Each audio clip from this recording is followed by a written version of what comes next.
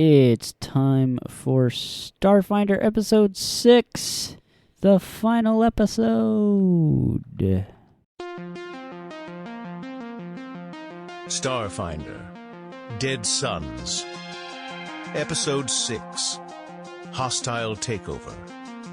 Estimated playtime, 90 minutes.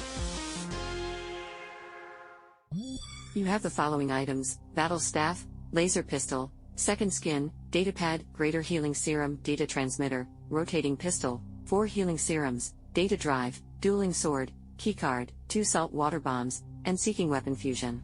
You have 3 Level 1 spell slots and 3 Healing Channel charges available to use. You and your companions are aboard your new ship, the Sunrise Maiden, having explored the Drift Rock and learned the sad fate of the Acreon's crew. Moments after blasting off, you received word from Ambassador Noor that he's released his decision about the dispute between Astral Extractions and the Hardscrabble Collective, and will have a car waiting for you upon your return to Absalom Station. The message was followed a moment later by another from a furious Otal Sarisi of the Hardscrabble Collective, also demanding to meet with you. I don't understand. After everything we found, Noor couldn't have ruled in favor of Astral Extractions. Could he? Don't be naive, Greenie. The undead like money as much as anybody else. Hey, speaking of which, should we go back to the Acreon and grab his special delivery? You know, hibernating Habiza, the skeleton with the attitude? Do you retrieve Noor's package from the Acreon? Yes. You got it, boss. Clara banks the ship around and docks it neatly with the Acreon. In no time, you've retrieved Noor's large crate with its mummified occupant and secured it in the Maiden's hold. Upon returning to the Ambassador's private docking bay on Absalom Station, you find a sleek black hover car, as promised. Unexpectedly, however, an eager crowd waits just beyond the car, pressed up against an invisible barrier. As you land, they launch a flock of camera drones and begin shouting questions. What in your race's name? As Clara extends the landing ramp, a familiar furry figure staggers out of the hover car and approaches. Its cybernetic augmentations blink as it waves a rotting hand. Welcome back. What the sulphurous hell is that? I think it's our welcoming committee. Temka, right? Yes, madam. The ambassador sent me to escort you to the embassy. To receive your payment, he instructed me to activate the dock's blast containment field to prevent undue interference from the press. Raya! Miss Danviri! Over here. The press? Tell us about your new ship! The ambassador released select clips of your investigation footage. Alongside his decision, you are currently the top news story on the station. How do we know you aren't void zombies? Hey, that's more like it. We're famous. What do you think, boss? Shall we go talk to our adoring public? Do you talk to the reporters? Or head straight to the hover car? Go to the hover car. You and Clara swagger up to the transparent force field while Raya tags along reluctantly. Clara 247, is it true that you were originally hired to stop the Acreon investigation from proceeding? Now, let's not focus on how this all started. The important thing is where it ended. With me using my incredible abilities to heroically protect these brave investigators. Do you agree with Ambassador Noor's decision? Before you can answer, Raya grabs your shoulder and pulls you away. No comment. This seems like a bad idea. We should talk to Noor first. That wasn't really what I wanted to do. Can you Whatever. confirm the Hardscrabble Collective's allegations that Astral Extractions murdered the Acreon's crew? Did Astral Extractions blackmail you into tampering with evidence? A high Yosoki voice catches your attention. Ms. Danviri! Lulo Palazan from the Absalom Gazetteer. Is it true that you're responsible for the death of Veronina Dawes at the Fusion Queen nightclub? Are you the new leader of the Downside Kings? Wait, what? Do you proclaim your innocence? Or ignore them? Ignore them. We're Starfinders, not Star Gangsters. You put a hand on Raya's arm, and she catches herself before she can say more. Right. Talk to Noor first. At the far end of the bay, a group of station security agents is attempting to push their way through the crowd. Noor's zombie servant turns to you. Just a few moments ago, station security announced new evidence tying you to the death of a local gang leader. I'm afraid there's a warrant out for your arrest. Joss! That double-crossing, scum-drinking lizard kisser! And after we even planted her stupid bug! Oh, she must have figured we would double-cross her. Or maybe this was always her plan, to get rid of us after the mission.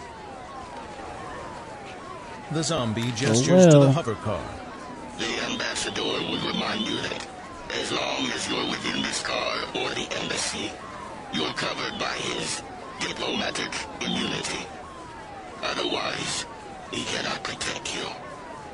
Will you please come with me? I guess we don't have much choice.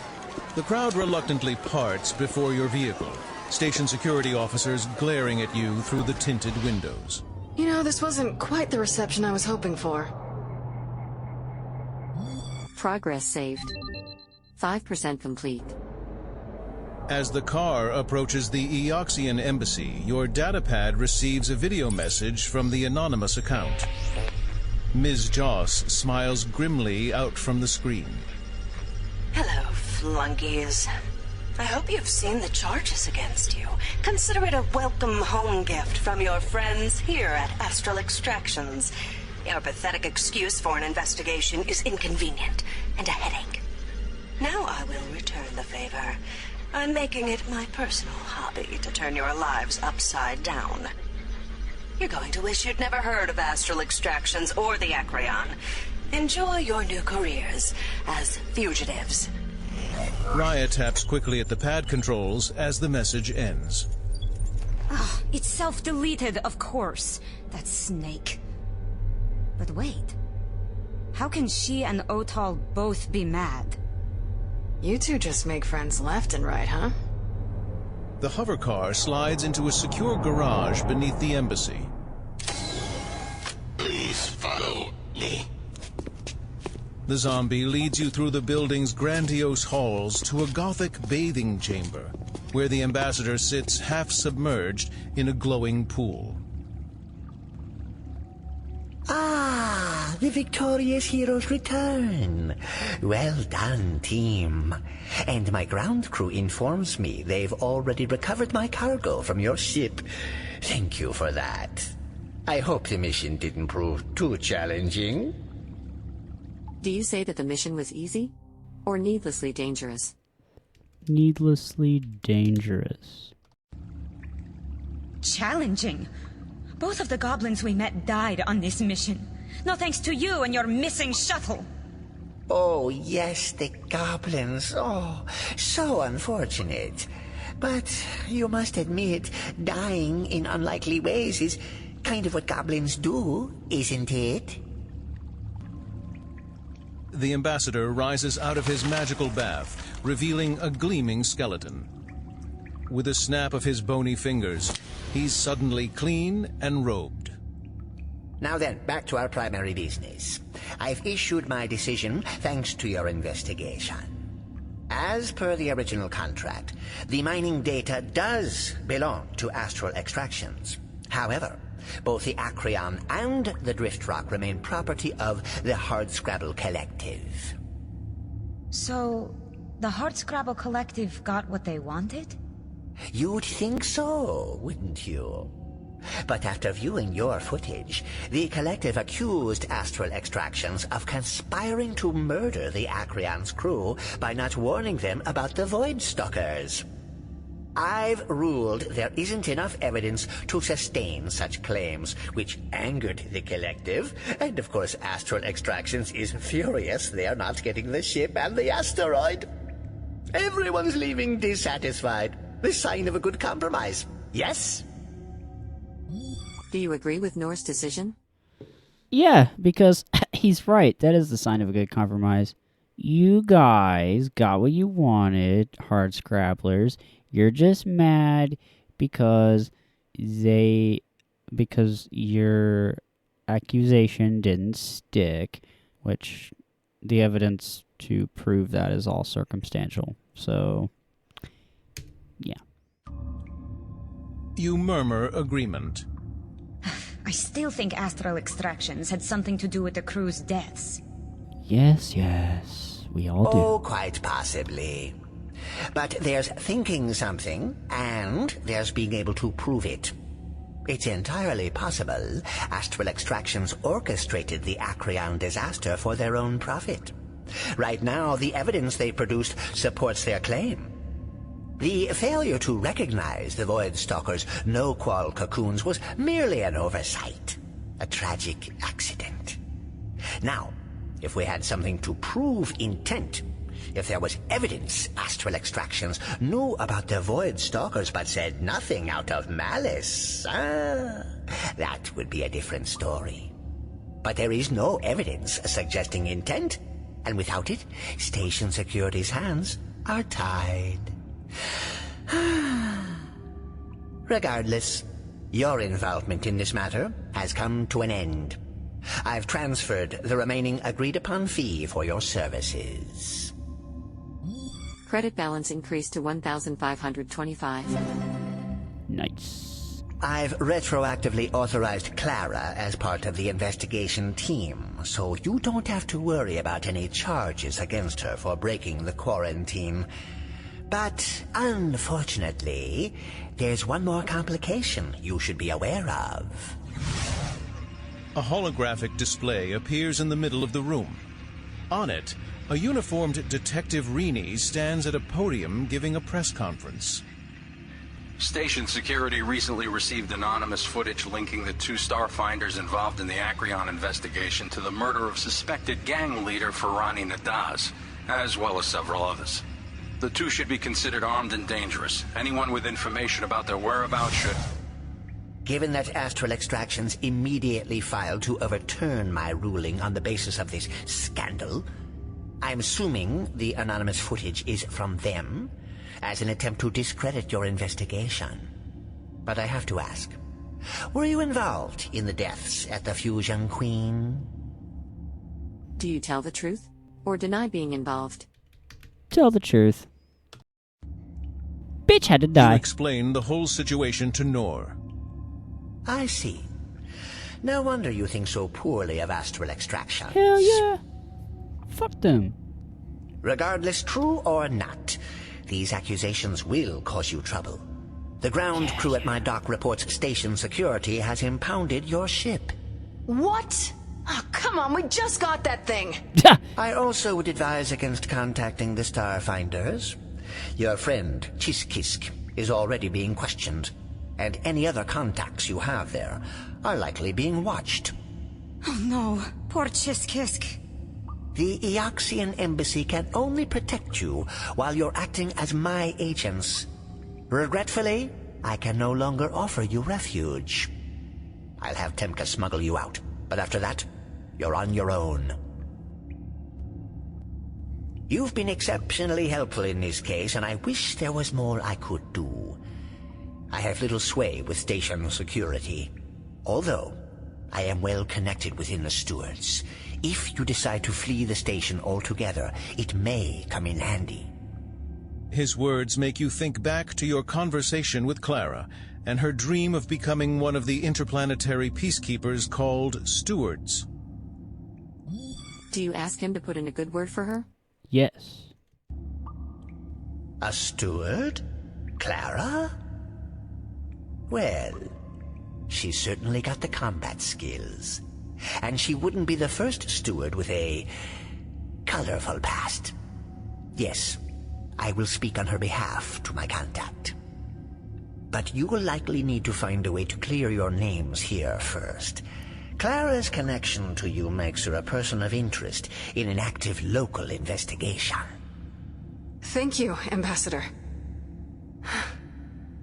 And thank you. Noor claps his hands, and the zombie from earlier reappears. That's that then? Thank you once more for your assistance. Temka, please take our guests to the alternative conveyance. Yes, Ambassador. Please, follow me. Progress saved. 10% complete. You and your comrades follow the zombie down a long hallway to another, smaller garage. This time with a much more fragrant vehicle. A garbage skiff? Hey, you heard Nor. As soon as we leave the embassy, you're sitting ducks for station security. At least nobody's gonna be digging through this trash heap looking for us. The ambassador knows his smuggling. Come on, let's get this over with. You bury yourselves beneath the mounds of refuse, trying not to notice the disturbing number of humanoid-looking bones. The zombie drives you once more through the streets of Absalom Station. As you reach a garbage sorting facility, the three of you slip out and into the shadows. See, that wasn't so bad. Yeah, well, some of us can't turn off our olfactory senses. Raya taps some quick commands on her gauntlet while muttering incantations. And suddenly all three of you are spotlessly clean once more. Raya's magical cleaning service. Sure glad I got all those extra years of school. You look down at your datapad to see another message from an anonymous account. That had better not be Joss calling to gloat again. It's Otal. I need to meet with you as soon as possible. I'll be waiting at the Click-Clack Club. Don't be seen. You know, I'm getting a little tired of all these secret meetings. But I guess we're not doing anything else. Being wanted by station security has really put a kink in my post-mission celebration. I know the Click-Clack Club, but it's all the way out in the arms. How are we supposed to get there without being recognized? You could try to move quickly and avoid detection altogether, or you could hide in plain sight with a good disguise. Do you try to sneak your way there? Or disguise yourselves? Disguise. Using junk filched from the sorting station, you do your best to transform yourselves. Rolling for interaction check. 19 plus 8 interaction bonus is 27. Raya uses a bucket of old engine oil to turn her green mohawk black and greasy, while Clara glues broken circuitry to herself to mimic cheap cybernetics. You settle for covering your armor with a malware-riddled projection cloak, full of glitching product advertisements, hiding your head inside a Kalo pressure helmet with leaky seals. Well, it's no hollow skin, but it's sure different. Sure enough, no one looks twice as you make your way to the club. The Click-Clack Club turns out to be a bar and virtual reality parlor, and a quick glance around tells you two things. That the place caters primarily to artificial or cybernetically augmented organisms, and that no one here is likely to be on good terms with station security. A dozen robotic eyes swivel to focus on you as you enter. My kind of place. You spot Otal alone in a booth near the back, but as you near his table, he deliberately looks away. Keep walking. Separate table. Load the Travelition sim. Instance 732. Do you follow his instructions? Or approach him? We're gonna follow his instructions. You follow Otal's lead and keep walking, settling into a different booth. Raya swipes a cred stick across the control pad at the center of the table, then calls up the appropriate sim as each of you puts on one of the booth's bulky headsets. Instantly, you feel as if you've been transported to a windy mountaintop rising above a sea of multicolored fog. In the distance, solar-powered gliders wheel and dive alongside native reptilian flying creatures. But on your peak, there's only the four of you. Osoro! One of Liavara's moons. I always wanted to visit here. There's some really fascinating archaeology work going on down in the jungles, where... right. Sorry. Business first. Otal glares, but it's clear it's not you he's mad at. That grinning, skull-faced schmoozer of an ambassador betrayed us. Oh, sure, he gave us back the Acreon and the Drift Rock, which never should have been in question. But your investigation of the ship's logs clearly showed that the Acreon captain called back to Astral Extractions about that no-qual. For him and the rest of the crew to misidentify the Voidstalker cocoons is understandable. Their ship had limited data on board and no access to the infosphere. But for Astral Extractions to miss it, no way that was an oversight. There are a lot of things, but they aren't sloppy. Astral murdered that crew. Probably so they could get their hands on that rock's alien technology. Do you agree with Otal's suspicions? Hell yeah. You nod grimly. After the way Joss has threatened us, I wouldn't put anything past her. I'm glad someone outside the collective sees the truth. And speaking of those double-crossing Astral Extractions rats, they never said a peep about any information from that bug they gave you. Did you plant it and upload our software into the Acreon's data cores like I asked? What do you say? Yes, because we did. Otal smiles. Thank you. Now at least we know that whatever data they were after is safe. I've got a proposition. Right now, you two are the prime suspects in the Fusion Queen murders. I imagine you'd like to clear your names. It is hard to get tenure when you're a fugitive. At the same time, you know as well as I do that Astral Extractions is responsible for the death of the Acreon's crew. Both of us want justice. And fortunately, we aren't the only ones. One of Acreon's crew members had a brother who works for Astral Extractions. A shipping manager named Garvin Kindler. Kindler? That was the name of the engineer with the datapad. After Nor released some of your footage, Garvin came to us looking for a way to get even with his employer for the death of his brother. He's definitely not cut out for espionage himself, but he's offered to get a team inside the tower. From there, we can access the secure data storage where Astral archives all their internal communications and find irrefutable proof that what happened on the Acreon was no accident, and that the Fusion Queen was a frame job. With him as our mole, I think we can take Astral Extractions down for good. But I need your help. Do you offer to help? Or ask how much he can pay? Offer to help. We're in it for the long haul now. Of course we'll help. I see they don't teach negotiation classes at Greeny's University. While I appreciate your thirst for justice, I'm not asking you to risk your lives for free. Plus, I know you'll need to gear up in advance. So I can pay each of you 2,000 credits. Half now, half upon completion.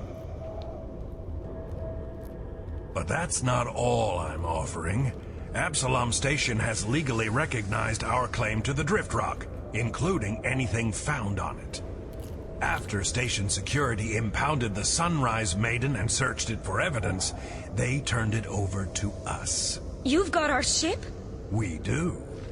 And if you agree to help us, I'll give you the access codes so that you can steal it from our dock. That way nobody will be able to tie it to us or to you. If it's spotted near Blue Rise Tower. So there you go. Money, a ship, and clean records. Hell, I'll even throw in an open invitation for the Starfinders to investigate the alien tech for free. We're miners, not patent trolls. Do you accept? Yes. You shake Otal's hand. Excellent. Credit balance increased to 2,525. I've transferred the credits, as well as the dock address and access codes to your ship. I've also included the location of your insertion point into Blue Rise Tower, and a false ship transponder ID from Garvin. He'll meet you there tonight at 2100 hours. This had better not be a trap. I wouldn't put it past an Astral employee to sell out his own family. I'm used to setting the traps, not walking into them. You know, Clara, you don't have to come with us. You've already fulfilled your end of the deal. What, and let you two get your pretty behinds handed to you by some astral security drones? Yeah, I don't think so. If you're going in, I'm going with you. Plus, I could use the cash. I'm a lady of expensive tastes. If you want me there, that is. Do you accept her help? Yeah, we're gonna need her. I'm eating popcorn, by the way. I'm glad you agree. I mean, I was gonna tag along either way. In that case, I think we're done here. When the job's done, you can contact me at the same anonymous comms address I used to set up this meeting. Thank you, and good luck. Otal's avatar dissolves, and you take off your own headset to see Otal already headed away toward the bar's bathrooms. Come on, let's clear out of here. Together, the three of you slip out an emergency exit, disappearing into the district's network of access tunnels. This region of the Arms is largely a port district, its corridors crowded with travelers and traders with little interest in Absalom Station's internal affairs. No one gives you a second look as you make your way quickly through the streets. We've only got a few hours until we need to meet this Garvin person. We should hit up Corebox and use our new funds to outfit ourselves for the mission. Oh, yeah. Oh, look! There's a maglev station over there. The Fogtown line should take us right to his door. As long as we take a gas car, no one should notice us. Good idea, Greenie. But hey, why don't you go wait on the platform while the boss and I hide out here in this alley until you signal us? We'll be less conspicuous as a group. There's something strange about the way Clara says it, and you can see Raya picking up on it as well. Do you go with Clara? No. You think it's better to stick together. Look, can I talk to you for a minute? Privately? You aren't sure what to make of Oh Clara's my God, really? request, but We're still gonna Raya do this? nods, eyes bright with interest. I need to review some of my spells. I'll just be right over there. The Technomancer walks over to the platform, still clearly in view, as Clara pulls you into the shadows of a side corridor. For the first time you can remember, the mercenary looks truly nervous, running her hand over her blue mohawk. Listen, I'm not sure how to say this. I know we didn't meet under the best of circumstances, what with me being hired to kill you and all. But the last few days together, I really feel like you and me, Ugh, why is this so hard? How do people do emotions? You and I feel like we're on the same page. We think alike, we have the same instincts, and I respect you. That's unusual for me. But it's more than that. You're a good person. You could have totally chucked me out an airlock when we first met, but you gave me a chance. You believe in people. It's what makes you a good leader. And I've never met anyone like you. What I'm trying to say is, I feel like there's something between us.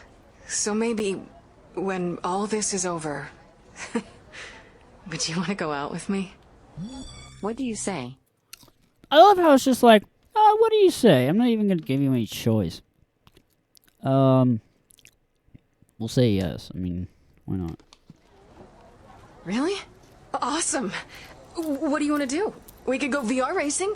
Or there's this new seafood place out in the puddles where you dive for your own anemone crabs. Or no, wait! Do you like Brethaden food? There's a great spot in Fogtown that serves float fruit. You breathe in the flavor gas and your voice gets all... From her spot on the platform, Raya calls back over her shoulder. Hey, lovebirds, can you plan your date later? We gotta get moving. A train glides to a stop at the platform. Sealing your helmet and activating life support, you dash into a gas car, catering to beings from the gas giant Bretheda. Thick blue atmosphere billows through the open doors. Once inside, you strain to see your companions, who are within arm's reach. Oh, we're safe for now. No one will recognize us through the gas. You fall gratefully into a curved seat, clearly not designed for humanoids. Progress saved. 15% complete. Your brushes with death while exploring the Acreon and the Drift Rock have only strengthened your faith in Pharasma, as well as taught you some valuable lessons about moving quickly in a fight. Congratulations, Keskadai. You are now a 3rd level mystic. Woo!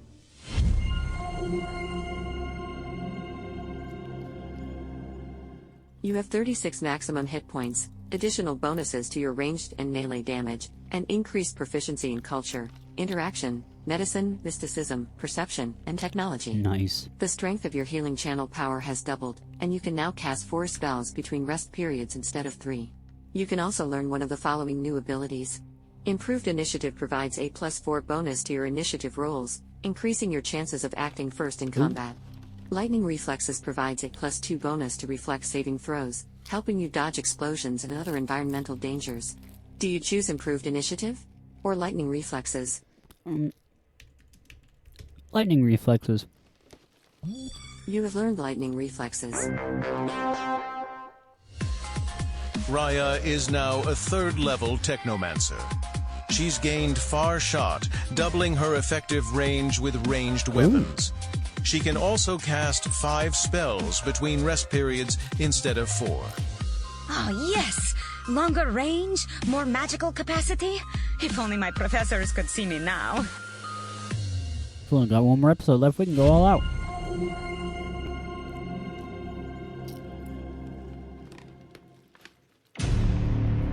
Clara is now a 3rd level operative.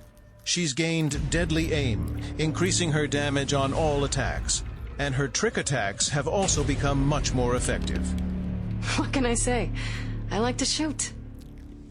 Nice.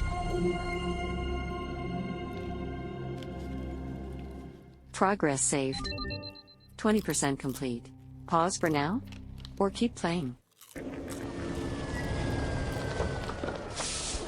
You get off the train at your stop in Down Low. Keenly aware of how many people in your home neighborhood might recognize you, you slink quickly through the stalls and streets to Korbach's Armaments and Sundries. My infamous friends, welcome! I was wondering if I'd see you soon. He taps a switch, and the door locks behind you, while a neon "closed" sign lights up. Clara reaches for her gun, but Korbach raises a hand. Don't worry. The lock is just to ensure we aren't disturbed. The news tells me you're under suspicion for murder. It's not true. I mean, yes, we've had some shootouts, but we're not criminals. Hey, some of my best customers are criminals. Besides, having my drone in that video feed your ambassador published was free advertising. My orders are up 36%. Now then, let's see what I can do for you. You have 2,525 credits on your cred stick. If you'd like to deal more damage, I'd recommend trading in your firearm for a Scorch gun. It uses microwave projectors to superheat targets and can be boosted before firing for additional damage. If you'd like better protection, I'd recommend trading in your armor for Defrex hide. It is crafted from the hide of a ferocious mammal native to the Vescarium.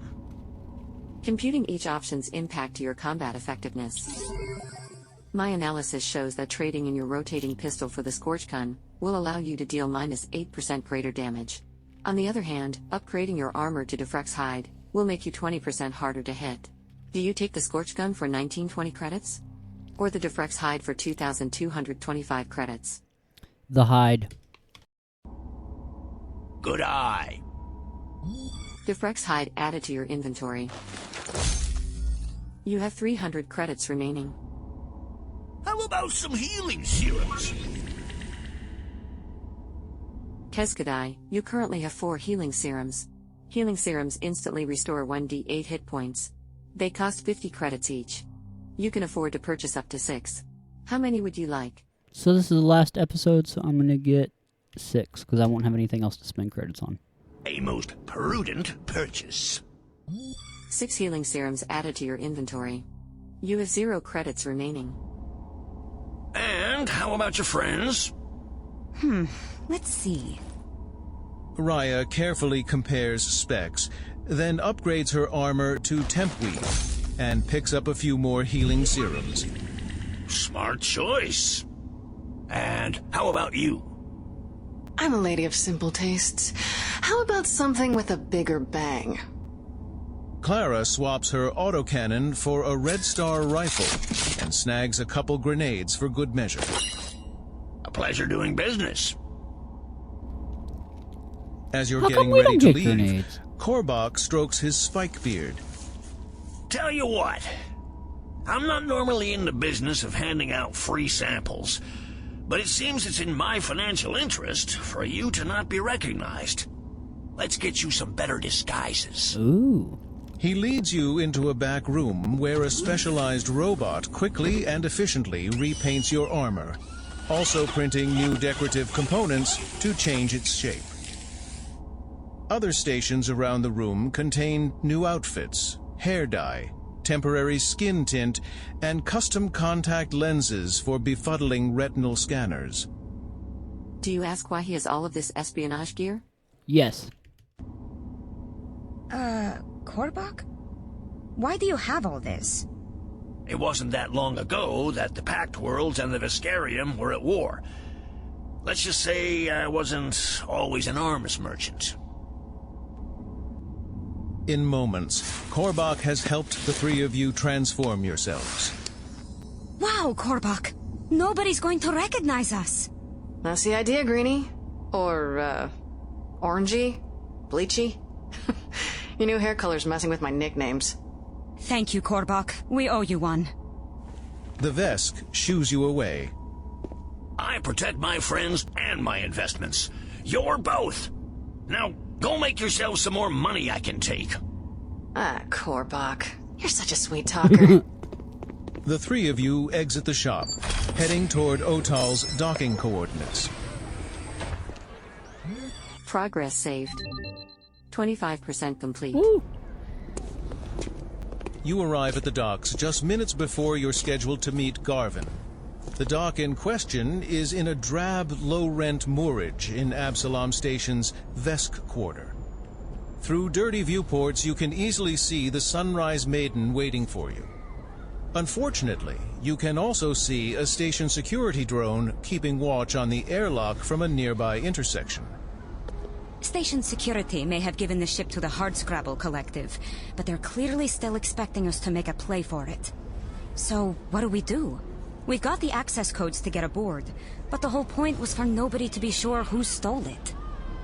Clara eyes the flying robot. We could try to stick to the shadows and sneak aboard. Or I could use this shock grenade I borrowed from Korbach to create a distraction. Do you try to sneak aboard? Or use the grenade to create a distraction?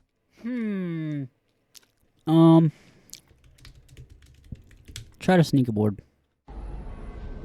Clara shrugs and tucks the grenade back into her pocket. Suit yourself. Sneaking it is. Rolling for stealth check. 8 plus 2 stealth bonus is 10. Shit. You attempt to keep a passing ground car between you and the drone as you cross the street, but the vehicle suddenly accelerates, leaving you exposed. The drone swivels to focus on you. Time for Plan B. Clara hucks the grenade, and it explodes in a blast of electricity, sending the drone crashing to the ground. Quick! Before it comes back online! The three of you dart through the airlock and onto your ship. Once aboard, you quickly detach and maneuver out into the chaos of the Armada. Hey, Greenie, hurry up and get Otal's transponder swap loaded. Traffic control shouldn't be looking for us yet, but we want to be sure we're somewhere else by the time Otal reports this thing is stolen. On it. Raya taps rapidly at the ship's communications console. Oh, alright. We're good. We should show up on any scans as the Sheeran long-haul barge, Freedom to Wander. Yeah, except that anyone getting us on visual is still going to see that this is no Sheeran freighter. We're going to need to do some fancy flying to keep other ships between us and the tower's cameras until we get close enough to dock. You want to take the stick or have me do it? Do you pilot the ship? Or ask Clara to? We're gonna ask her to, because I'm not good at that shit. Sure thing, boss. Hold tight. Clara activates the thrusters and corkscrews the ship out of the general traffic flow and toward Blue Rise Tower. Yay! Clara hides in the shadow of a massive Iomedian cathedral ship until the last possible second, coming closer to the thing's intimidating plasma cannons than you're really comfortable with. Then she rolls the ship and darts in toward your target, a nondescript airlock on the tower's side. Docking clamps engaged. Okay, I'll admit that was impressive. Clara shoots you a wink. Nobody ever sees me coming. Progress saved. Until they do. 30% complete. You kill the ship's power, hopefully rendering it inconspicuous, and cycle the airlock. The door opens to a small loading dock. A human man of about 35 stands by the airlock controls, wearing business casual and looking nervous. That must be Otal's contact, Garvin. He seems sweaty. Finally. I was starting to think you might not show. Garvin quickly seals the airlock, his jittery fingers flying across the control panel. Okay, give me a second to edit the access logs. His clammy hands slip on the interface. Oops, butterfingers. Pull it together, Garvey. Okay, so I'm one of Astral's shipping managers. We use this dock for small-scale deliveries. I've got you logged as a reorder of office supplies, so we... Hey, He cuts off as the barrel of Clara's rifle presses into his back. Don't shoot! I'm too young to die, and too handsome. Clara, this man is helping us. Maybe. Or maybe this whole thing is a convenient setup. You know Astral has it in for you. Why hunt you down when they could lure you in and catch you breaking and entering? Corporations are the only law in Blue Rise Tower. They could put a couple thieves like us out an airlock and there wouldn't even be an investigation. How do we know we can trust him? Do you threaten Garvin? Or tell Clara to let him go? Yeah, let's threaten him. You motion for Clara to turn him around to face you, giving him your most threatening look. Ooh, you're scary. Look, if this was a trap, there would be a whole security squad waiting right here. It's just me. See? I'm not exactly a one-person army, and if Astral Security catches us, I imagine I'll be flying at an airlock right next to you. It's a fine point. You nod to Clara, who scowls but lets him go. The mole straightens his collar. Okay, listen, serious time. My name is Garvin Kindler. My brother, Brenold Kindler, was the engineer on the Acreon. Bren and I didn't always get along, but he was my brother.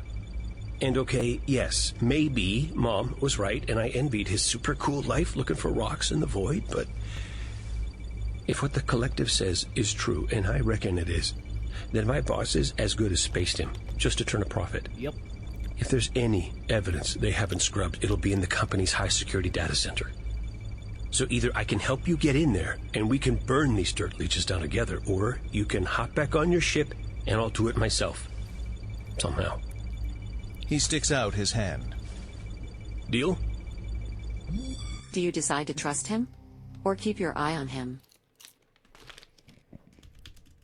Gonna keep an eye on him. We don't have a choice. If we want to clear our murder charge, we need to get to that data center. You don't shake his hand. Instead, you describe what will happen to him if he double-crosses you. Well, it's already a double cross. You mean a triple cross? Okay, now I trust him. Anyone who corrects grammar during a death threat isn't smart enough to set us up. Raya reaches out to shake, but Garvin gently kisses her hand instead. Our adventure begins, milady. Thank you, but I have a boyfriend. You may have a boyfriend, but you deserve a prince. Classy. Don't encourage him. Of course, milady. Garvin leads you through a maze of hallways.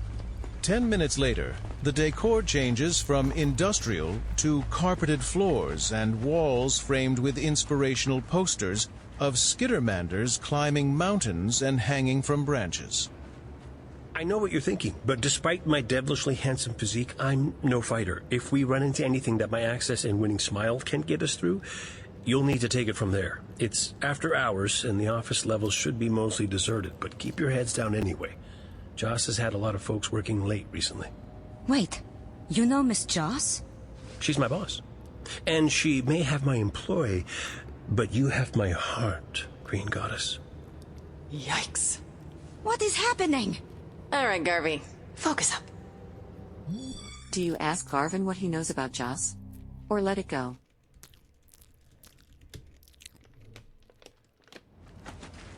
You ask Garvin what else he knows about Joss. Well, it's not exactly like we eat lunch together. She's pretty high up the executive food chain. A lot of departments report to her. There's nobody she can't boss around if she feels like it. And she usually feels like it. Oh, yeah. That lady is an ice-cold Diasporan River shark. I don't doubt for a second that she would kill my brother in the name of profit. I just need proof. Anyway, this is our ride. Garvin stops at a gleaming metal elevator, and you get inside. The data center is up on level 43. I don't have much call to go up there, but I should have access.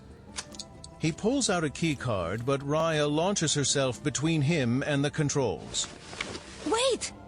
For you, forever. Ow! If they're running standard employee tracking software, they'll know you used your keycard to get up there. Let me help. She presses her gauntlet computer to the controls, then begins typing on the holographic keyboard, eyes glowing. With a stomach-churning lurch, everyone in the elevator suddenly begins floating in the air. I don't doubt your technical prowess for a moment, my love, but how does this help us? I can't stop security from tracking elevator movements, but I can disable the shaft's artificial gravity and freeze all the cars in place. And I am not your love! With a tap and a spark, Raya pops open the maintenance hatch on the elevator's ceiling. Now all we have to do is fly up to the right level. 43, you said? Garvin flails and looks nauseous. Don't spend a lot of time in zero-G, huh, my boy? I don't like weightlessness, okay? That's why I work a desk job. I'd like to see you try to work a spreadsheet pivot table. Hurry! I don't know how long we have. We have eternity, my queen. Ow, shut up! Clara sails up through the hatch, yanking Garvin along behind her. You and Raya follow. In zero gravity, the shaft resembles a hallway. Floating the remaining 6 stories is easy. As you near the door, however, you suddenly feel weight start to press down on you again. The gravity! It's kicking back in! Rolling for reflex save. 17 plus 3 reflex bonus plus 2 lightning reflexes is 22. You snag the rungs of the maintenance ladder, swinging safely to the wall as gravity reasserts itself. Your friends hang from precarious perches on the walls of the shaft, a long drop beneath them. Garvin is the lowest, clinging desperately to a tiny ledge. Guys? A little help here? Below him, one of the elevators shudders to life, rising 2 floors before stopping. If anybody calls up one of those elevators, we're jelly. We've got to get these doors open. And would one of you please go get Garvin? Do you climb down and grab Garvin? Or try to get the doors open?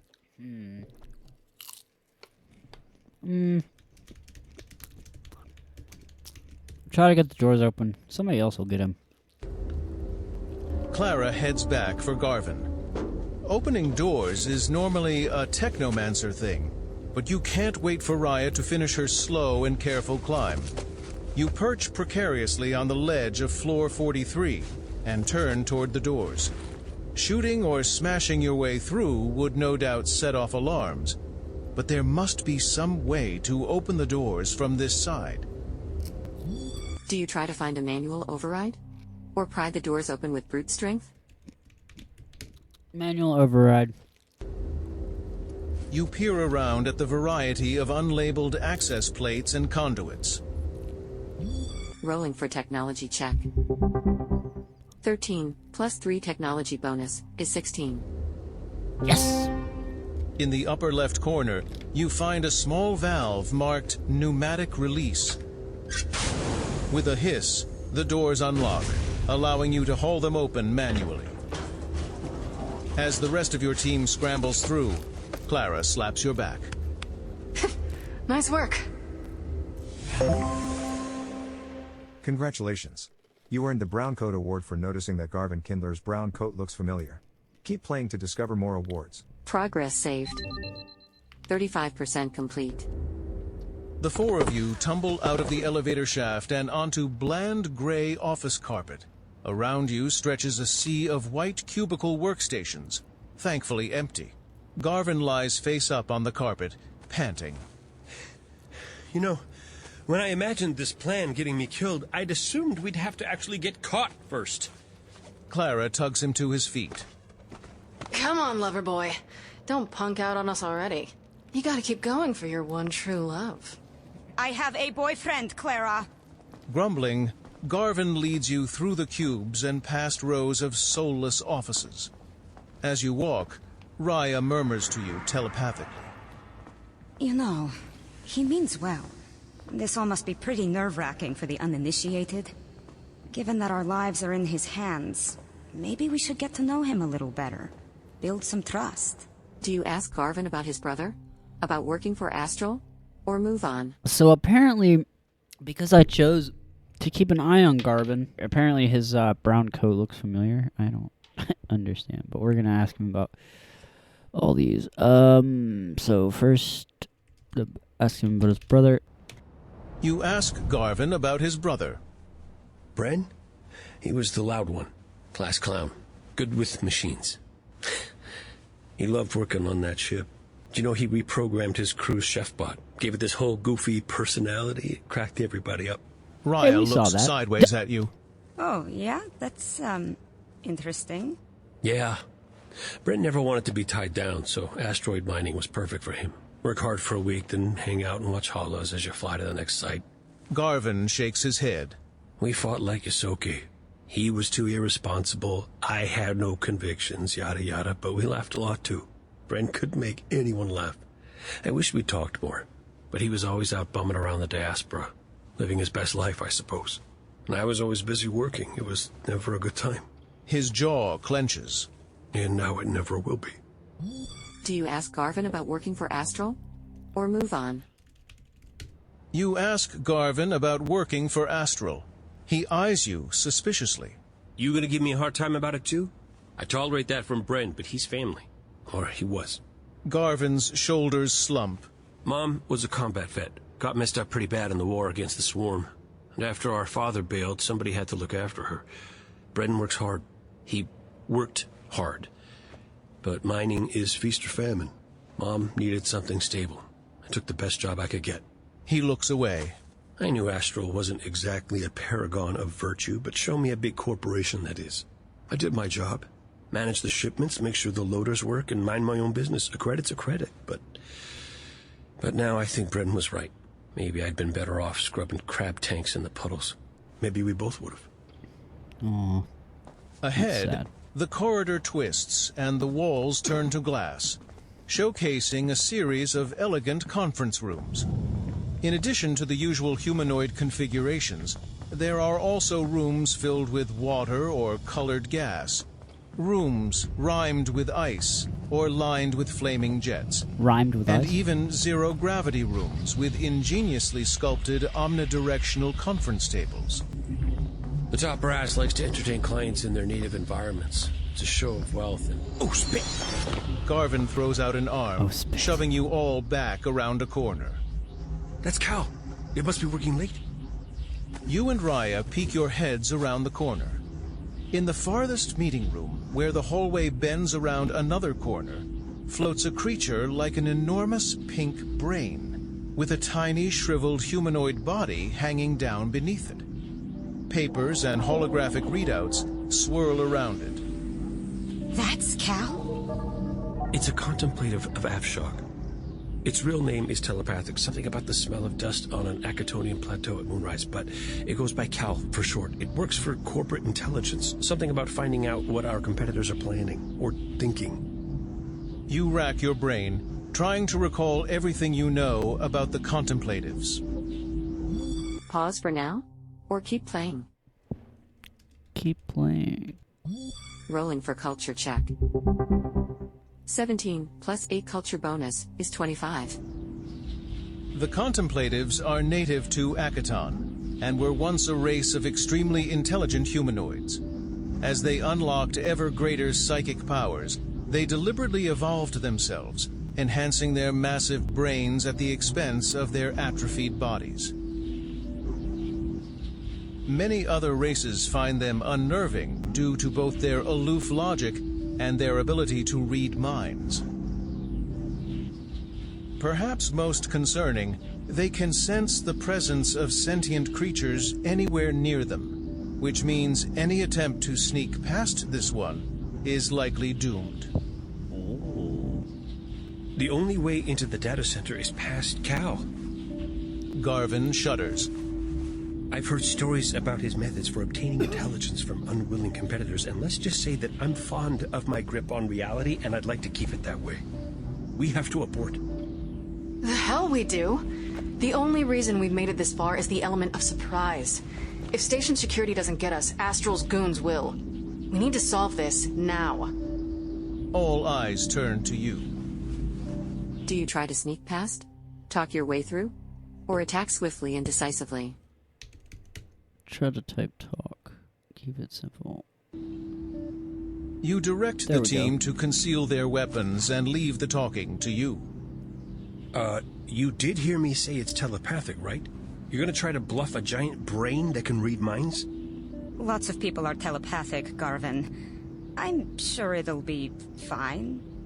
Well, if you think so, then I think so too, my lady. Good lord. Head high, you march out into the hallway. As you reach the corner, the door to the meeting room opens seemingly of its own accord, revealing the contemplative. Culturally appropriate greeting. We sense your mind's proximity. Who are you?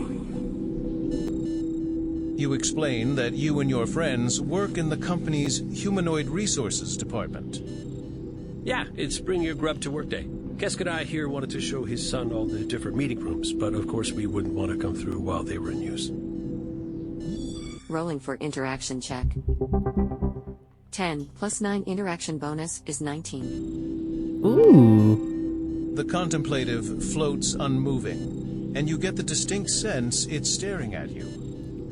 Your explanation is statistically unlikely, yet your micro-expressions indicate truth. This is intriguing to us. We will seek corroboration in your cerebral activity. You feel a sudden presence inside your mind. Rolling for will Oh save. boy.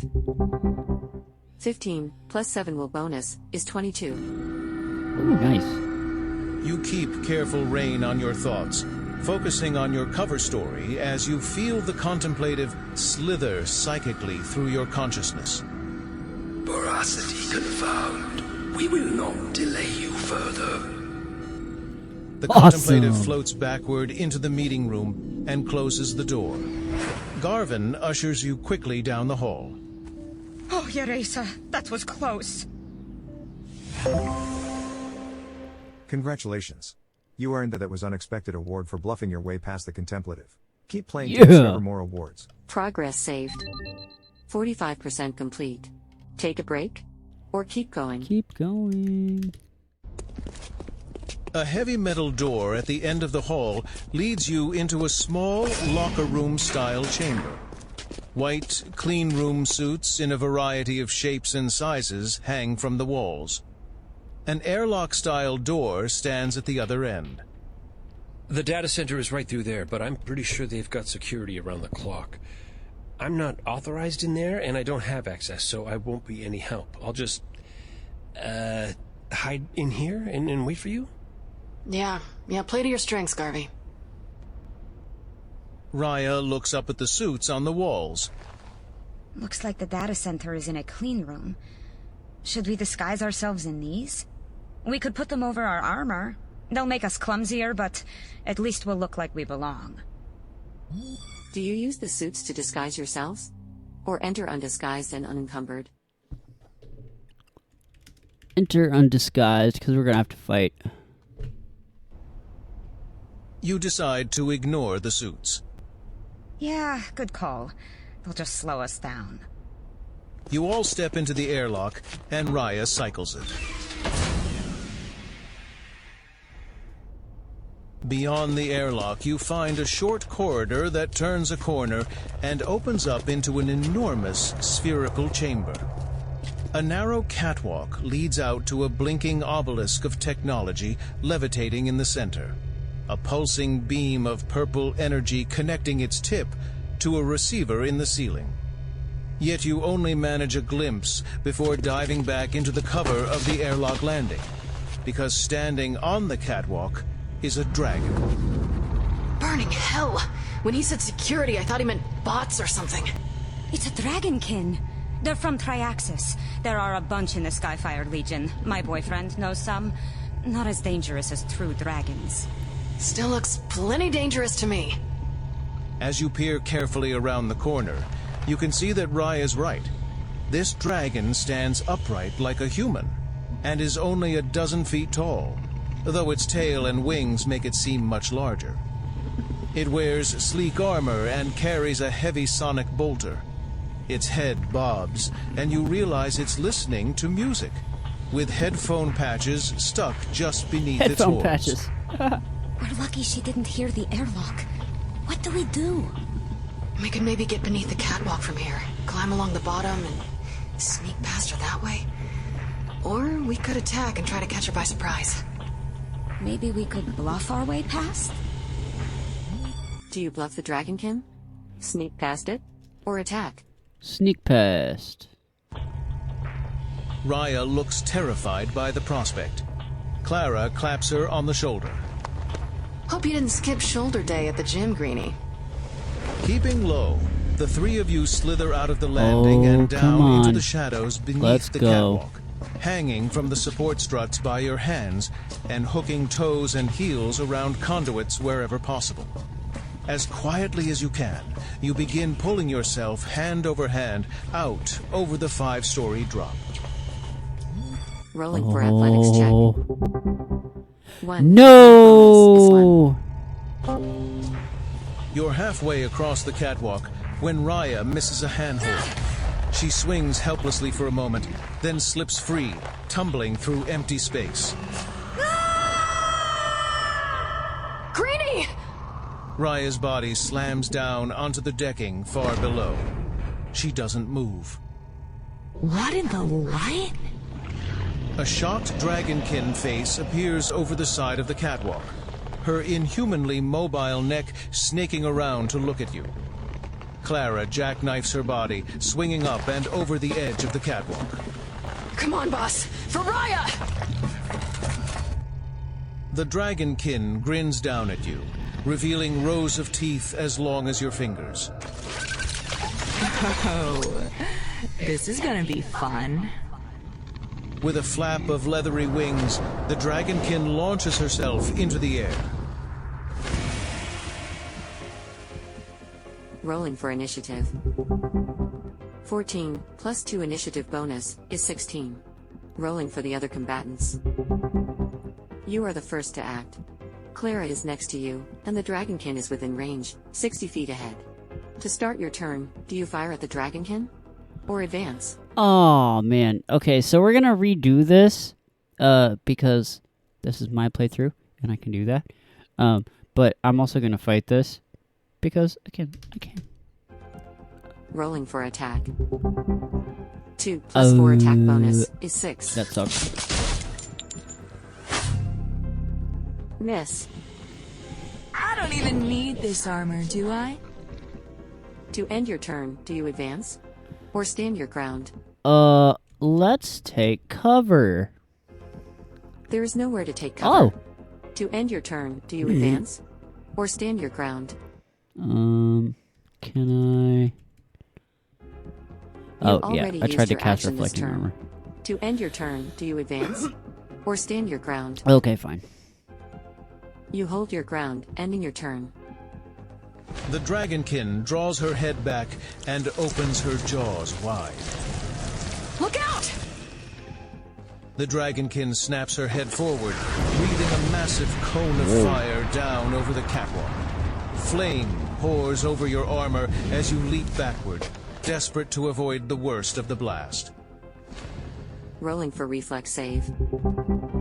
20, plus Ooh. 3 reflex bonus, plus 2 lightning reflexes, is 25. You leap away just in time and receives reduced damage. You currently have 34 hit points. Ooh. Clara receives the full impact. Ow. Clara is slightly injured. Clara fires her red star rifle at the dragonkin. And that's why I make the big credits. 7 damage. Hey, don't scratch the scales. The dragonkin is injured but not slowing down. Clara is next to you, and the dragonkin is within range, 60 feet ahead. Keskadai, do you fire at... I've never fought the dragon before. Rolling for attack. 8, plus 4 attack Yo, bonus my is attack 12. is shit. Man. Miss. Keep fighting. I could use a good workout. Do you advance? Or stand your ground? You stand your ground and end your turn. The dragonkin swoops down toward you, jaws wide. The dragonkin advances 60 feet. Clara fires her red star rifle at the dragonkin. Pay attention, kid, you might learn something. 4 damage. Is that all you got? The dragonkin is injured. The dragonkin and Clara are within arm's reach. Keskadai, do you cast Mind Thrust? Swing your dueling sword at the dragonkin? Or fire at the dragonkin?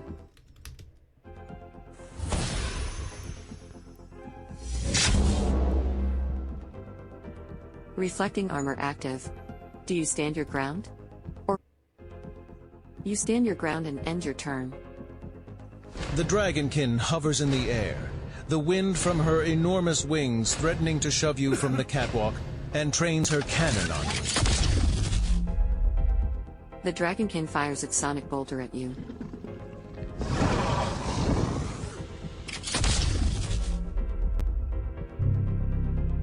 Clara fires her red star rifle at the dragonkin. Aww.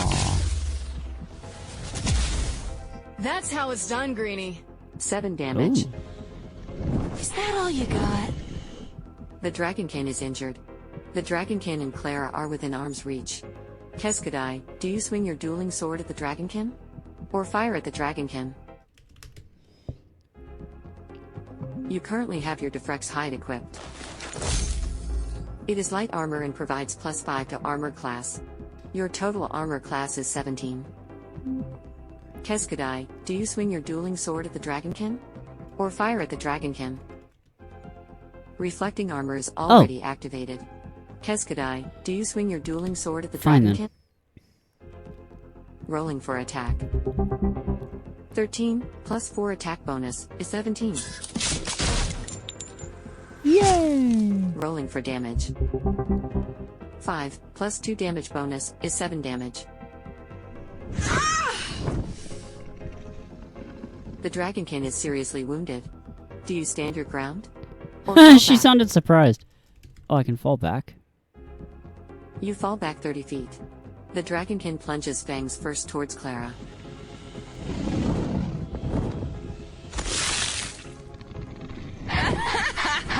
Ooh. 15 Whoa. damage. I think I'm gonna need a healing serum. Clara is heavily injured. Clara activates the hologram generator, creating a decoy. Deploying clones. The dragonkin and Clara are 30 feet ahead. Keskadai, rolling for attack. 18, plus 4 attack bonus, is 22. Rolling for damage. 8, plus 2 damage bonus, is 10 damage. Nice. The dragonkin is severely injured. Do you advance? Or stand your ground? I'm gonna advance so I can use reflecting armor. You advance 30 feet. The dragonkin fires its sonic bolter at you.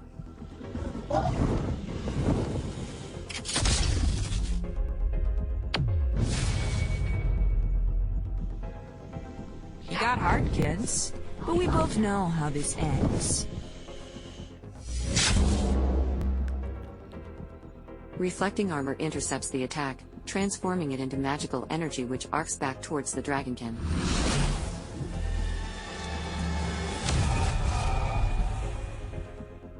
Ten damage. Nice.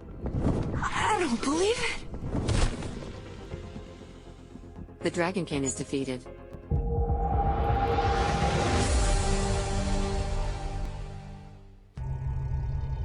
The dragonkin falters, its wings beating erratically, and then it drops like a stone to the distant floor. Clara leans over the railing, looking down at the unmoving dragonkin. Holy Triune! We actually pulled it off! Far below, Raya stirs and opens her eyes. Greenie! You're not Oh dead! no, we don't need to redo Are you that. sure? Okay. Come on. There's an access ladder over here. Slowly, Raya makes her way back up the ladder to you. I should have stayed in school. Nobody ever died tutoring undergrads, I think. You take a quick break to reload and recharge. Clara is restored to 33 hit points. You are restored to your maximum of 36 hit points. Clara takes a healing serum and is now fully healed. Come on, let's get what we came for. The ominous obelisk of secure data storage rises up before you, its dark metal studded with access plates and glowing purple runes. Above you, the transmission laser crackles, carrying unbelievable amounts of data. As Raya places her hands against a control panel, her eyes take on the same purple glow. Sweet Yeresa, there's so much here. Don't get distracted, Greenie. Ha! Got it! Got what? It's all here. There are internal memos about the drift rock between several executives, including Joss. When the Acreon reported their find, astral specialists recognized the Voidstalker cocoons immediately. But Joss and the others decided not to warn anyone, in hopes that a dead crew wouldn't be able to challenge their claim to the drift rock's alien tech. Do you ask Raya to search for anything linking them to Creel's death? Yes. You ask Raya to see what she can find relating to Creel's death. Let's see. Here it is. Detailed records showing that she hired the Downside Kings to harass the Hardscrabble Collective and kill Durivor Creel. Or anyone else that got too close to the truth. Hey! There's even a payment authorization for Detective Rini to frame us for the Fusion Queen deaths. This is inconvenient. This data center is sealed off from the company's message servers, and analog signals won't get past the tower's exterior shielding. Ugh. I can't broadcast the evidence from here. So? Download it and we can send it from the ship. Not good enough. Anything we send will just be dismissed as doctored evidence, a deep fake. If we want this to work, it needs to come straight from Astral's own servers, with all the proper verifications. Raya lets go of the panel, and her eyes return to normal. Okay. I've queued up all the files, but I'm going to have to manually access the company's primary antenna array. It's on the outside of the tower, not far from where we entered. That's the only way to get the message out. Of course, because getting past a dragon couldn't possibly be enough. Whatever, let's just get out of here. Congratulations. You earned the Data Breach Award for retrieving incriminating data from astral extractions. Keep playing to discover more awards. Back through the airlock, Garvin rushes to greet you. Did you find it? Evidence that they killed my brother? Yes, everything. I knew it. I knew it. the core of my soul, thank you, my Lashunta princess. No thanks. We just need you to get us to the company's communications antenna so we can broadcast the files. There's no way they can bribe their way out of this one. Of course, I know the way. I wish I could see the looks on their stupid faces when... Security alert. Protect company assets at all costs. Have company identification clearly visible. Clara grabs Raya's arm. Looks like somebody noticed you going through their dirty laundry. We need to move. Progress saved. Oh 55% boy. complete. Pause for now, or keep playing. Playing. You sprint back the way you came. As you round a corner, you run straight into a patrol of uniformed guards. Uh-oh. Halt! Security! You barely stumble backward in time as the lead guard raises an autocannon and fires. The bullet slams into the glass wall of a meeting room, sending out a spider web of cracks. We've got to get past them! That's the only way out! Two of the guards, a Vesk and a Kasatha, are wearing plate armor and carrying autocannons. Both crouch down, steadying their weapons. The third, a human woman in lighter armor, takes cover around the corner of the wall and raises a pistol. Neutralize them! Lethal force authorized! Ah, jeez. Rolling for initiative. 7 plus 2 initiative bonus is 9. Rolling for the other combatants. Clara throws a fragmentation Ooh. grenade. Nice! Hit. 2 guards are barely phased. Oh, shit. Clara takes cover. Raya casts supercharged weapon on Clara. Powering up!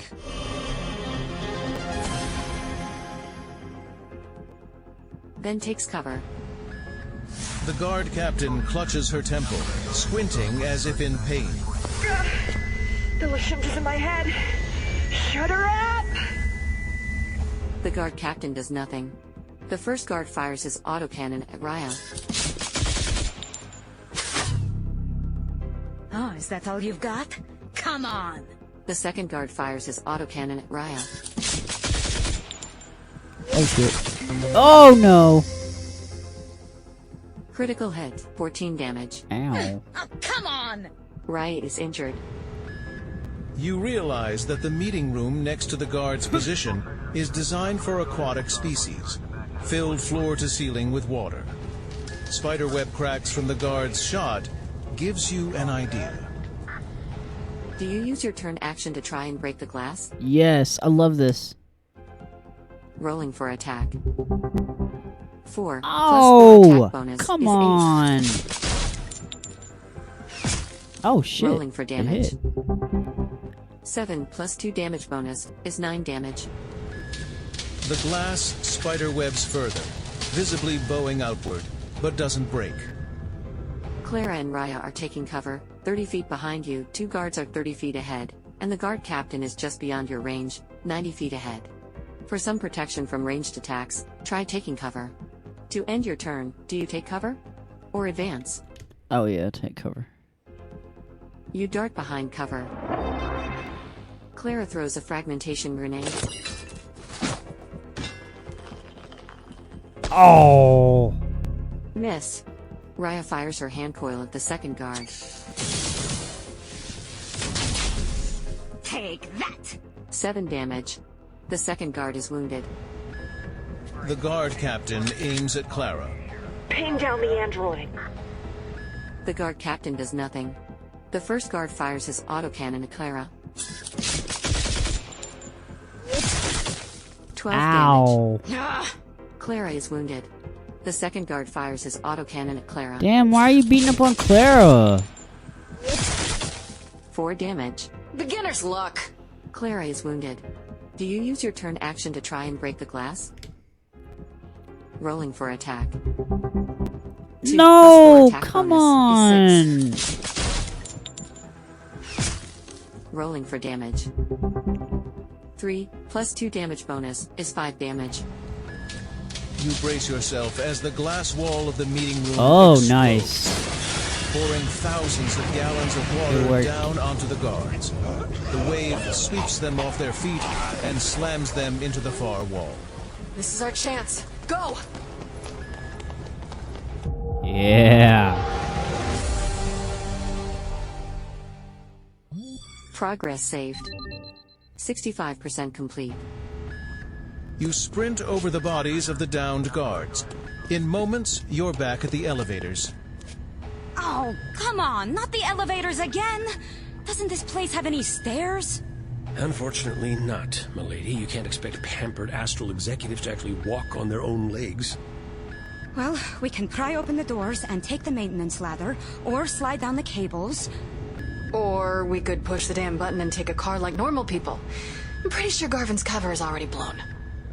She has a point. Do you take the elevator? Or climb down the shaft? Take the elevator. Clara jabs the elevator call button, and Garvin scans his keycard.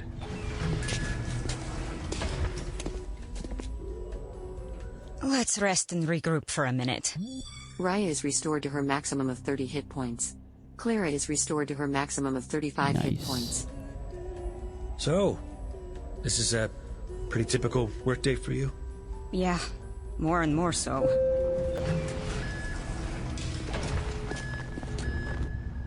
You follow Garvin's lead and sprint through the maze of corridors. After a near eternity, the carpet transitions to the utilitarian decking of the loading docks. The office walls replaced by cargo containers. The closest access to the antenna array is just down that hall. From a nearby corridor, a dozen armored guards open fire, forcing you to dive for cover. Behind the guard team, a spindly telepresence robot stalks back and forth, its flat screen head displaying the furious face of Ms. Joss. Are you surprised by Garvin's betrayal? No. Although, he You didn't always suspected really Garvin couldn't be betray trusted. us, exactly. I can't believe he just abandoned us like this. He's just Yeah, looking what out the for fuck do you himself. expect him to do? The same way we need to. Look, we can't take these goons, but there's no reason they need to catch all of us. You and Raya make a break for the antenna. I'll stay behind and keep him pinned down long enough for you to escape. What? Hell No, yeah, let's Clara, go. You can't. They'll kill you. Hey, I've always wanted to try being a hero. If you stay, we all die, and Astral gets away with everything. This way, at least we get to win. Besides, it's possible they'll take me alive. She reaches out and grabs your hand. Either way, I'll know you got out. And that's enough. Right. Clara looks deep into your eyes. This may be the last time you see her.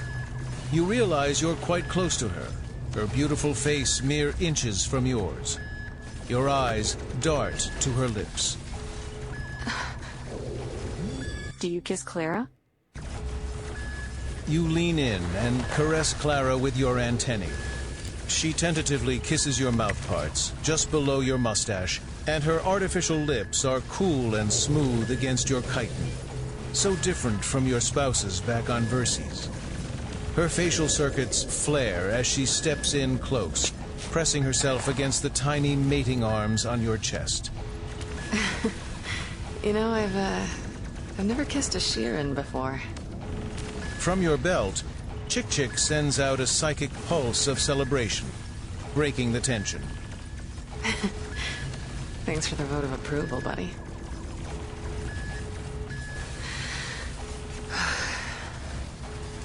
Clara steps back and steels herself. I'm a professional. Let me finish the job. I love how the guards are just Clara's standing there sacrifice would ensure that you and Raya complete the mission and shooting escape. at nothing. Or you could stay and make one last stand together against overwhelming odds. But failure would cost your lives and any chance at justice for the Acreon's crew. Do you escape with Raya? Or make one last stand with Clara? Escape with Raya. You shake your head and tell her you don't fear death. I know you don't, Cascadai. What about Chick Chick? You look down at the canister on your belt. where your child is making a half-successful attempt to radiate bravery. He's so young. He deserves better than this. She's right. Staying wouldn't just be sacrificing yourself. It would also be sacrificing Chick-Chick, and Raya, and any chance at holding Astral Extractions accountable for their crimes. You lean forward and brush Clara's face with your antennae, then get into a sprinter's crouch, one hand shielding Chick-Chick's cylinder. Move! Clara stands abruptly and begins firing at the guards. Clara 247! Remember my name, punks! Heart aching, you grab Raya and run for the hatch. Through the hatch, the chaos is replaced by the silence of open space. Your magnetic boots clamp onto the tower's exterior. In the distance, you can see a bulging protuberance that must be the antenna array. Raya quickly turns and blasts the airlock controls, sealing it shut. Inside her spacesuit, her face is wet with tears. Clara, we didn't have any choice, right? They would have killed all three of us, and Astral would have gotten away with everything. You don't know what to say to that, but there'll be a time for guilt later. For now, you're going to make sure Clara didn't sacrifice in vain. You take off, running toward the antenna, Raya hot on your heels. Progress saved. 75% complete. The surface of the tower is lumpy, studded with viewports, shipping docks, and all the mysterious pipes and protrusions that make up Absalom Station's exterior. Picking your way across it without accidentally launching yourself into space is no easy matter, and every passing second is one you can't afford to lose. You're only halfway to the antenna when two bulging blisters iris open, revealing mounted cannons that swivel toward you. You grab Raya and yank her down behind a boxy piece of machinery just in time as lasers blast past overhead. Those are automated defense turrets! She peeks carefully up out of cover. Those turrets are heavily armored, but they're meant to shoot at ships. See how the safety protocols won't let them shoot too close to the tower? And they can't shift aim quickly. If we stay low and fast, we might be able to run past their field of fire. Or we could try shooting our way through. Do you try to shoot your way through? Or run past the field of fire? Run past the field of fire. You pop up out of cover and begin firing. Rolling for attack. 20. As you pour fire onto the turrets, one suddenly sparks and Wait, goes lit. that's not what I wanted to do. There's our path. Oh. Let's go! You sprint safely through the dead turret's field of fire. No, I killed it with Progress saved. Whatever. 85% complete. At last, you reach the base of the antenna array. The assembly is huge and ugly. A metallic wart twice as tall as you jutting from the side of the tower, sprouting slender protrusions like hair. Raya races to an access panel and yanks it up, attaching a lead from her gauntlet computer. I've got all the evidence queued up, so I just need to... A sudden sound that you feel as much as hear jerks your head around. Behind you stands a hulking figure in gleaming power armor. From inside the mech's cockpit, Ms. Joss smiles out at you. An oversized metallic hand clutches Clara! A short leash leads from the android's bound hands to the mech's armored fist. Joss casually points her mech's giant chain gun at the back of the android's head. Surprised? I told you you'd regret crossing me. Nice disguises, by the way. Where did you even come from? Please. You think a company as wealthy as ours doesn't keep a few casters capable of teleportation on retainer? Now then, as you can see, I had your android friend taken alive. so that I could probe her mind and find out where you were headed. But I'm prepared to change her status immediately if you don't surrender. Do you threaten Joss back? Or try to negotiate? Bitch, please, you're gonna die. Or get defeated, cause... You stare Joss dead in the eye and tell her this is her last chance to walk away before you peel off her fancy power armor and feed it to her. Beside you, Raya pales inside her helmet, but attempts to look brave. Yeah, you may have some expensive toys, but you're still just a paper pusher. We're not scared of you. At all. Oh, aren't you adorable? Take it from me, children. You don't get this high up the corporate ladder without getting your hands a little dirty. Before I was an executive, I started out doing the company's wet work. When my security teams failed to stop you, I decided to handle matters personally. So, now that we've established my resume, you need to choose. Do you surrender? Or do I paint the tower with your android's processor meat? Actually, there's a third option. The one where I plant a shock grenade inside the effective range of your armor's force field. What? Impossible. In a blur of motion, Clara disconnects a thumb and whips free of her bonds. The explosion tears into Joss's armor and catches Clara square in the back, sending her tumbling to your feet. They say grenades. Grenades are a girl's best friend. Ugh. Clara grimaces as you help her to her feet. When I overheard her shouting to take me alive for questioning, I figured surrender was the quickest way to get back to you two. How disgustingly selfless of you. I have to admit, that didn't come up in your psych profile. I'll make sure to save your cortex for further analysis. Bitch. A shimmering amber glow surrounds the mech, solidifying into a transparent, faceted shield of light. She's got a force field generator that's gonna soak up a lot of damage. Rolling for initiative. 9 plus 2 initiative Well, that bonus was is 11. shit. Rolling for the other combatants. Joss raises her arm, and the barrels of the built-in chain gun Oh begin boy. spinning. Here we go. Get down! Joss fires her chain gun at Raya. Oh, bye, Raya. Oh, no. Get him! Raya fires magic missile at Joss.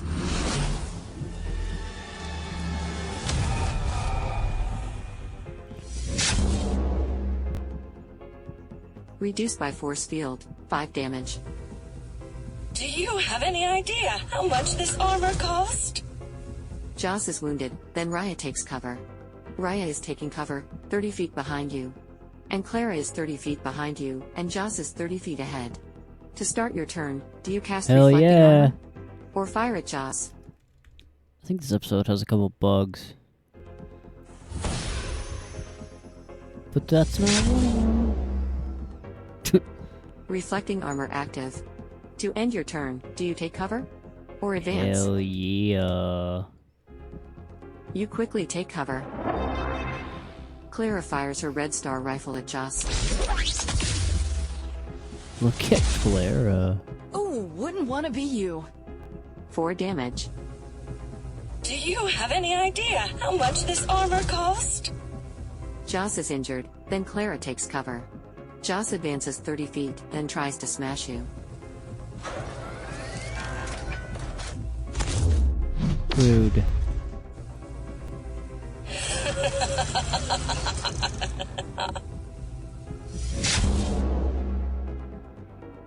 Reflecting Armor intercepts the attack, transforming it into magical energy which arcs back towards Joss.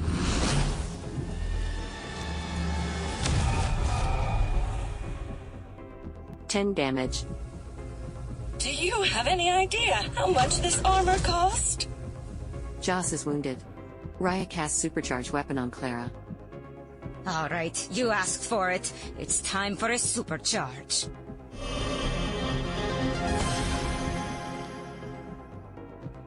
Raya and Clara are taking cover, 30 feet behind you, and Joss is within arm's reach.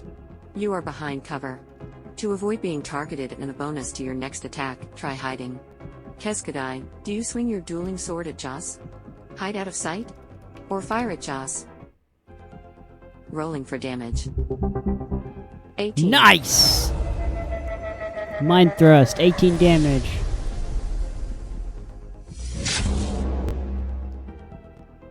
One damage absorbed by force field. Joss jerks inside her cockpit as your attack punches through the force field, sending cracks spiderwebbing across the mech's canopy. Keep it up! That force field can't stop a direct hit. No! Joss is hurt and visibly slowing down. Do you stay in cover? Or fall back? Fall back. You leave cover and fall back 30 feet. Clara fires her Red Star rifle at Joss. Oh, come on. No! Steady, Clara. Joss's mech steps forward and lashes out with an enormous armored fist. Joss advances 30 feet, then swings her mechanical fist towards Clara. Shit.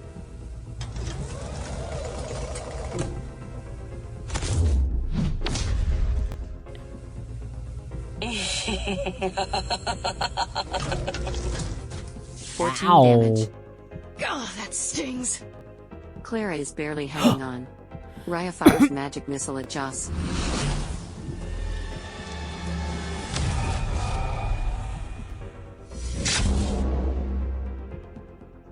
Reduced by force field, 5 damage. Don't you dare break on me, you piece of junk! Joss is unable to survive much longer. Joss, Raya, and Clara are within arm's reach. Keskadai, do you use healing channel? Swing your dueling sword at Joss. Rolling for improved healing. 11. Clara is seriously wounded. Do you stand your ground? Or fall back? You fall back 30 feet. Clara fires her Red Star rifle at Joss.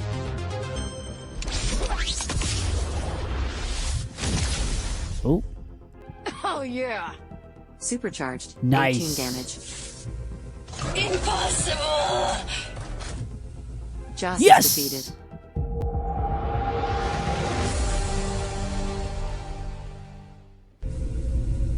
The force field around Joss's mech flickers out. The machine staggers once, then goes limp, its heavy limbs floating in the zero-G, even as its magnetic feet cling to the tower's hull. Oh no! Inside the cockpit, a furious and bleeding Joss wrestles with the unresponsive controls. Progress saved. 95% complete. This isn't over! Clara leaps forward, and Joss freezes as the android puts the barrel of her rifle up against the cockpit canopy. I disagree. What do you think, boss? We could put her down right here. We're not executioners, Clara. There's nothing she can do to us now. Once we get this signal out, she'll face justice. In the courts. Do you kill Joss? Or leave her for station security? Leave her. You wave Clara off. Greenie's idealism is rubbing off on you. But if you insist. She lowers her rifle and steps away. You're going to wish you'd pulled that trigger. See? Even she thinks we should shoot her. Raya just gives Joss a dazzling smile, then turns back to the antenna. Holographic text and images fill the air above Raya's gauntlet as she works furiously. Suddenly, they all disappear. And sent. That's it? Things don't take long when you're as good as I am. I've sent the files to Otal, Nor, Station Security, and every news feed on the station. There's no way Astral's getting out of this. I guess the datapad really is mightier than... Nah, whatever. Give me an autocannon any day. She grabs you and Raya by the arms. Come on, Let's get out of here before security comes to see what's taken their boss so long. The three of you sprint back across the tower's hull toward the Sunrise Maiden. You can't hide. We will find you. You won't get away with this. I think we just did. Bye now. Back aboard the ship, you slide into the captain's chair. Docking clamps disengaged. Get us out of here. You hit the thrusters and blast away from Blue Rise Tower, losing yourself in the Armada's swarm of ships. We did it! Incoming call from Otal Sarisi. Otal's face appears on the comm screen. Excellent work, my friends. Station security has already announced that it intends to arrest Joss and several other Astral executives, plus that crooked detective. You've struck a powerful blow for justice, and the Hardscrabble Collective is in your debt. And speaking of which... Credit balance increased to Hey. 1,000. Hey, pleasure doing business with you, Otal. I'm glad you feel that way, because that's where the good news ends. While this evidence should exonerate you in the Fusion Queen investigation, it's still going to take time to work its way through the courts. Plus, while you haven't yet been identified in the Blue Rise break-in, your ship has. I've reported it as stolen as we planned, so in the long run we should be able to arrange for it to be found and returned to us, and then to you, once all charges against you are dropped. But for the time being, I think it's best if you don't return to the station. You also probably shouldn't contact the Starfinders directly for a while. Do you want me to sneak a message to Chiskisk for you? Do you accept his offer to sneak a message for you? Yes. Otal nods. Will do. For what it's worth, I know they'll be proud of you. Duravor's spirit can finally rest easy. All right then, I'll send you a message as soon as everything's settled. Until then, keep your heads down and stay safe. Otal's image winks out. Raya leans over the navigation controls and begins plotting a course. Otal's right. Best to lie low for now. Somewhere outside station security's jurisdiction. And I think I know just the spot. Clara leans over to look. Castroville, huh? I could go for a change of scene. She reaches over and takes your hand. Especially if you're there. Clara stares into your eyes. I just want you to know, you did the right thing leaving me back there. If you'd stayed, Joss would have had no reason to keep any of us alive. This way, we took him down, and I got out. You respected my judgment, and that means a lot. You know, I like a captain who can take orders. A sudden rustling behind you makes all three of you whirl, weapons raised. A familiar ball of purple fur bursts out of a storage compartment. Hello, new friends! What the? You again? You know this guy?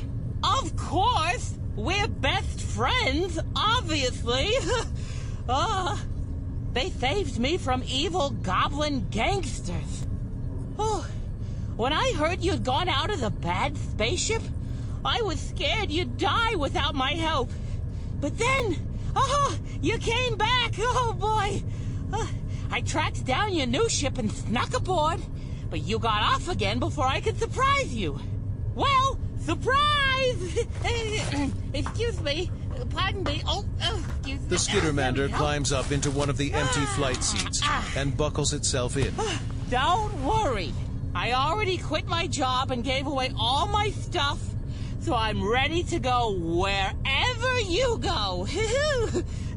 So, where are we going? I'm starving. I could sure go for something to eat. Could we stop by my favorite place? Clara looks back and forth between you and Raya, who's already starting to smile. Zombies is good too. It's gonna be a long ride to Castroville.